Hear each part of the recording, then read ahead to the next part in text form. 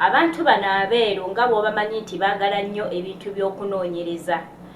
Munnange bavuddeyo ne bagamba nti bazudde ensi wekoma. Babadde mu sayidi za Antarctica. Awo olaba bali bagamba nti ensi ekomaawo. Nga bw'onootambula mu kkubo ekkubo ne likoma nga terikyasobola kweyongerayo mbwe ensi ekomaawo. Naye nze nkuza okutuuka wano sikiwulirangako ne matu gange. Nsomye ne Bayibuli naye Mukama talina wagamba nti ensi ekoma wano etandikira wano. Okiwulira? Sikiwulirangako nti ensi ekoma wano etandikira wano naye bagambye balabyewo. Abantu bano bannange bagenda kutuleetera zi alien okuba nti zeeyongera okujja ku nsi. Nze kyendabye bagenda kwongera ebikulekule okuba nti bijja kubanga bataganjula ebintu. Mwe mulaba nsi kuba nti etabuka waliwo ebintu ebijja ebitategeerekeka. Enkya n'eggulu waliwo ebintu ebyongera okulabikawo ebitategeerekeka. Nze ngamba oba kiva ku bantu bano abeeru kutaganjula bintu bya Katonda bye yatonda. You're literally looking at the map boundary right now. So this is what we're actually here for. We're extracting this thing tonight. Tell me that's not the creepiest thing you've ever seen. Look at its eyes. I'm trying to sleep, but of course the boys made me sleep closest to it. Like, bruh. Sun's coming up. I thought there was a wall, but it ends. Like, literally ends.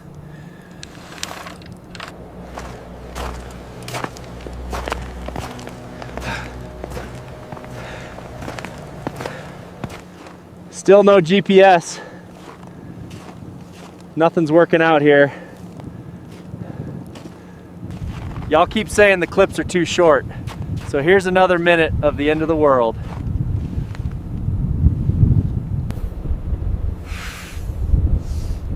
Okay, so there is a wall too, but for what reason, I don't understand. We made it to the bottom. Here's your view of the ice wall. I think I'm gonna try and touch it. About to be the first person to touch the ice wall. If we weren't recording that.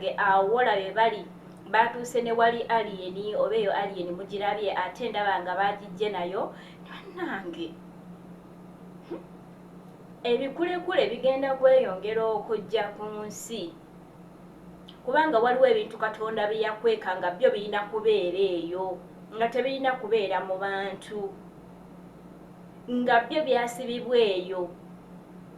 Mulimu ebintu Katonda bye yakweka nga bya bulabe nnyo eri omuntu naye buli lwe babitaganjula ne bagendayo mu kkubo lyabyo ba ne bagendayo mu kifo kyabyo ne babitaganjula. Kyova mulaba nti bannange ensi ekyeyongera okutabuka. Enkya n'eggulu ensi tegenda kutereera. Gwe wenna abadde weebuuza ensi etandikira bwensi ekoma wakati simanyi weetandikira. Ekiddako bagenda kutugamba nti bazudde ensi weetandikira kuba kati batulaze weekoma kati etandikirawa. Bannange ensomye Bayibuli naye mu butuufu waliwo ebintu Katonda bye yeesigaliza nga kyo togenda kukitegeera nga ne bw'onooteeka mu sayansi atya nga togenda kukitegeera okuleka nga ye yasazeewo kubikkulirako n'akulagako ebimu. Bagenda tugamba kati ensi etandikira no kati yo babadde mu Antarctica ne bagamba nti bazudde ensi weekoma. Kati gwabadde yeebuuza ensi weekoma munnange byebyo nno mbumbu biri eyo mu Antarctica gye bazudde ensi weekoma. Omulabi wange bonna bw'osizira okubanga olaba videozi zange wamma okola kyamaanyi nnyo nnyini ddala ate gwe alayikinga no commentinga no subscribinga ate onzizaamu amaanyi nti oba okola ekyomuwendo okulaba nti video etambula ate ne channel okuba nti ekula. Byebyo nno ebigenda mu maaso. Kankome wano video eno kangikomye wano. Mubadde balabi balungi Mukama abankumire nnyo wonna wonna w'osinzira okuba nti olaba vidiyo zange. Bye bye, musibe bulungi.